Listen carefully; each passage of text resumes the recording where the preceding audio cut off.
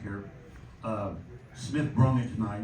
He had another solid night. But I thought one of the biggest things that happened all night was Kaufman and Gillis put some serious body on Indiana. Yeah. It almost looked like it frustrated them. Did you see that same thing? Yeah, we just wanted to be physical. We thought that, we didn't have physical box outs at their place a couple times. And then, if you they're so long, you let Renew and Ware, with their length. So we just wanted to be physical on box outs. I thought Trey, the start of the second half, really asserted himself. And I thought Mason, those 2 threes, even though he hit 3, those 2 threes he hit back to back really separated in the game. But we just wanted to be physical with hopefully not fouling and not let them get deep, whether that was a rebound or a post up. Did you see that frustration with them? I did not. You guys made your run. Good answer. Yeah, I did not. I'm looking at our guys. So. Matt, why was the middle so open for Braden? Was that something with your actions or? Right. Well, they were trying to keep him off his right hand, and so when you go up and you keep somebody off their right hand and you're trying to open up space there, we had to flip it and twist the screen and then set it to his left. And then if he wanted to snake it and get back to his right hand, or just play off his left hand.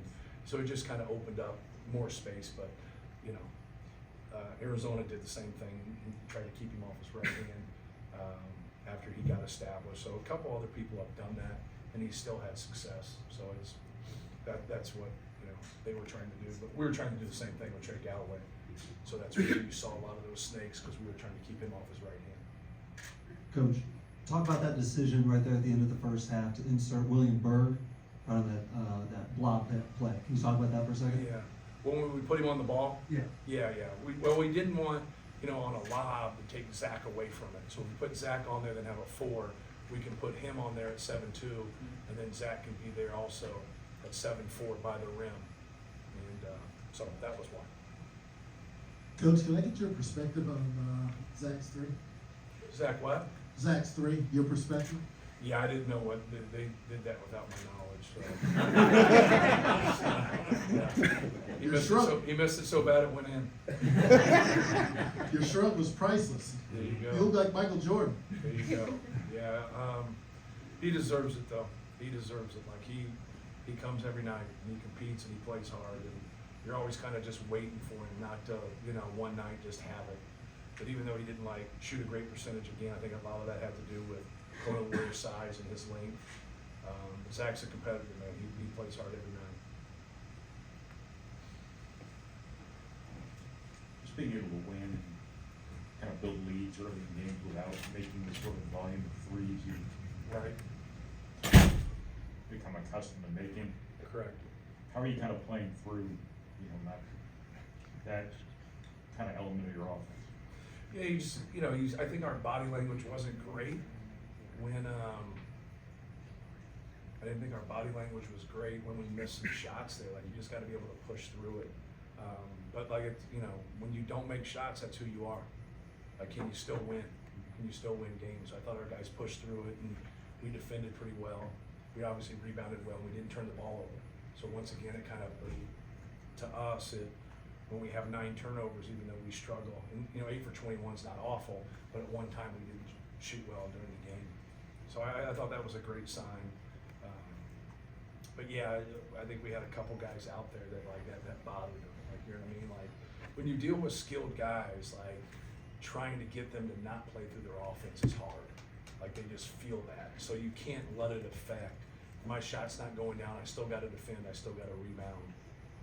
Because if you don't, then why should you play? You know what I mean? If you can't make a shot and you can't guard somebody, you can't rebound, then why should you play? So that's always what we're trying to get ahead of, to let them know that, you can always defend, you can always rebound, you can always take care of the ball. You're not always going to make your shots. George. Is that George back there? Sam, go ahead. Is that you? Yeah. That number you gave me after the last game? I called it 3 times in a row and it didn't work. I haven't seen you since, so I saw you, so I'm telling you. I didn't want you to think that, I was a buffoon and I just dogged you. The numbers were all messed up.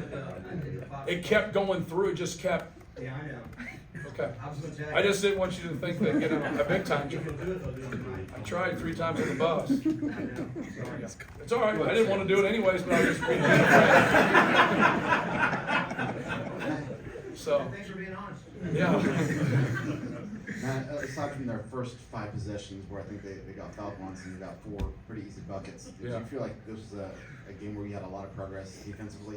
I did, you know, everything can kind of get amplified from somebody's last game, and, you know, and obviously Trey and Renew both had 25 points. So just like starting there and trying to keep Trey Galloway, who I thought did some good things in the first half. Obviously, he didn't score. I don't think he scored in the second half, but that was just the main thing for us. Is like, let's keep them off the glass. Let's keep them out of transition, but let's make it really hard for Malik Renew. Let's make it really hard for Trey Galloway to get to his right hand. And, you know, I thought we had some success there, not ultimate success. Obviously, getting Renew into foul trouble was a big deal, and that's what we were trying to do with, you know, posting Trey Kaufman in to start the second half. We wanted to go to him and just keep going to him, and then having Zebo on that weak side to rebound because we knew they'd stay one-on-one. Matt, can we touch on that first 5 minutes where defense kind of gave up, I think it was 4 straight field goals? Right. Just what you saw from your defense getting locked in early. Yeah, it was, you know, once again, like, when we keep the ball out of the paint, you know, I think good things happen. It doesn't mean we're carte blanche and that's, you know, that's it. But when we can do a better job of not letting the ball get in there through the post or the drive, we have more success. And so that's what we wanted to do a better job after they did that. Is like, you know, they didn't make a 3 in the first half. Out of their 4 threes, obviously Ware hit the 1, and then CJ Gunn hit the other 3. But we did not want them to get, you know, even though they don't shoot a lot of them, we didn't want that to be a part of it. We didn't want the offensive rebounding, but keeping the ball out of the paint is what we had to do a better job of. Because when we saw the numbers at halftime, that was huge.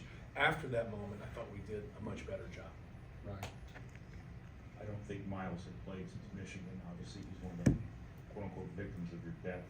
Yes. But why was this a night for him to kind of get in there early? Yeah, you know, we had struggled shooting the ball in the first half. I just thought like getting him in there, and you know, when he's gotten in there, he's, you know, had a short memory and just taking his shots.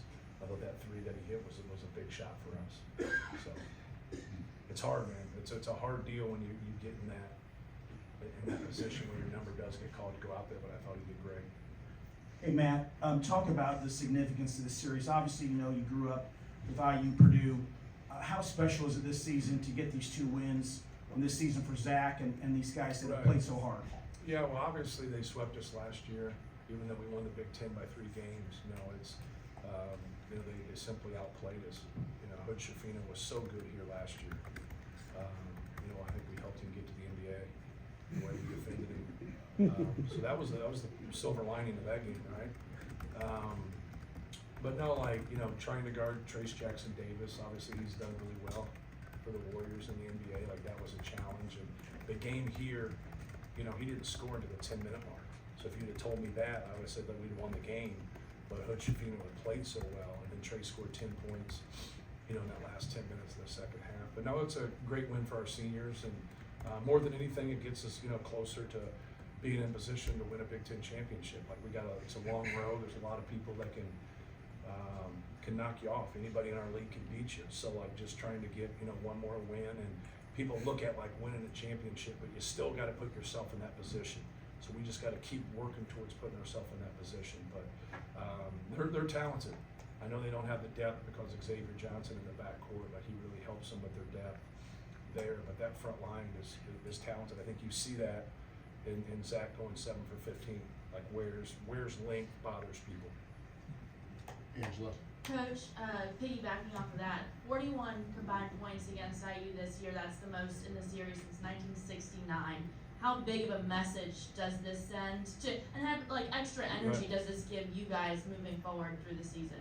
Yeah, it's not that big a deal. Like we want to live in the world of efficiency, especially from an offensive standpoint.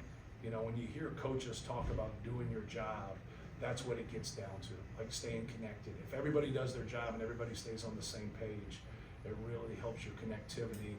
And now you're not fooling anybody, right? Everybody knows what everybody else is doing.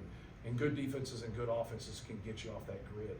So, like, that's what competition is. Like, people will look at the result of what you do, and they'll say, well, why in the hell did you do that? Like, you know, it's not 5-on-0. There's another team out there competing, and they're trying to stop you from doing what you want to do. But no, it's it's really not that big a deal, to be honest with you. It's us trying to get better and just be an efficient offensive, defensive team, and then keep rebounding the basketball. And, you know, if we can rebound the basketball, we can take care of the basketball, we put ourselves in a really good position with our personnel. Jed, Casey. Building off that a little bit, Zach with 4 assists and only 1 turnover tonight. Talk about his development, filling out those double teams, and I think IU played him pretty much straight up tonight. Talk about his development and his decision making. Yeah, like, no, he's a very unselfish player. Like, he doesn't have the build-up of a recruited guy. Like, a lot of times the build-up of a recruited guy thinks about, like, what's my role, how am I gonna play, how many shots I'm gonna get. Like, he doesn't have that in between his ears. He just wants to win. So it's real simple. Like, if you're by yourself, and you're one-on-one, score the ball. If you're double teamed, pass it. Don't wait to pass it. Like, you see that double team. So we spend a lot of time working on repost, rotations, and what we're supposed to do when the ball goes in. So he knows. He's still got to pick up ice and throw the ball to people, but he knows where people are supposed to be, depending on how they're going to handle it. We've had people double us and have success. We've had people, you know, stay one-on-one and have success against us.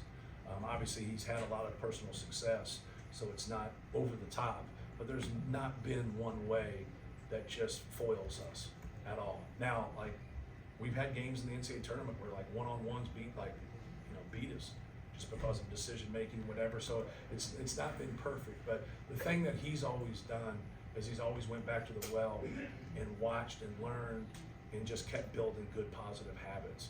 And a lot of times guys with size and coaches don't like throwing it to them because they're not very good decision makers. Well, you got to work with them. Like, you got to work with them on their passing just like you would work in ball screen passing. And so we spend a lot of time on him working on what people want to do. They want to come quick double, they want to delay double, they want to come big to big, they want to cover down ball side. You know, there's a lot of different, like, semantics to that can like make a guy freeze or make a guy not see it. So pass faking's a big thing, ball faking. So now, like, when you're pass faking and you're pumping that basketball 2 to 3 times, are they playing that lane? Are they holding tight? Are they zoning off? It really allows him to process information and see where people are. But, you know, simple wins the race. And so, like, when you get in that situation, anytime you get 2 people on the basketball, get the ball out of your hands. You're automatically in a 4-on-3. And if you've set that up and you've stayed ball side, now you're in a 3-on-2. And so that's what you want. Like, you want advantages. You want 4-on-3s, 3-on-2s. And then if you have good decision makers out there and good shot makers, you should get something pretty good. Casey, last one. Braden had a good game at the rim. He struggled a little bit this year. How has his game evolved and his confidence grown just at the rim and making shots? You know, just taking what they're giving him. Like, a lot of people don't like to come, you know, in ball screen action detached from Zachary. And so when they do that, now make them stop you. Like, get to your pull-up, get to the rim, make them stop you. Because when they stop you and they come, now somebody not as big is on him. Right? It just depends on the alignment or whatever, but I thought he did a good job. I thought taking his layups in the first half, he missed a couple in the second half where he should have probably got into his defender a little bit more, so he kept that angle. He shot that one off the backboard in front of us. So, but I thought his reads were good. You know, it's no different than a quarterback's progression. You know, you got your options, your second option, you got your third option. Now people blitz you or people trap you. You got to, like, back up out of that and get that basketball out of your hands. But when people play a drop, like Indiana played for the most part, like now they don't want to stop you. They want you to stop yourself. That's what a drop coverage is. But you force them to stop you. And if they don't, then just shoot your layup or shoot your floater. Thank you, guys. Thank you, man. San Francisco. What was that? Kansas City, San Francisco.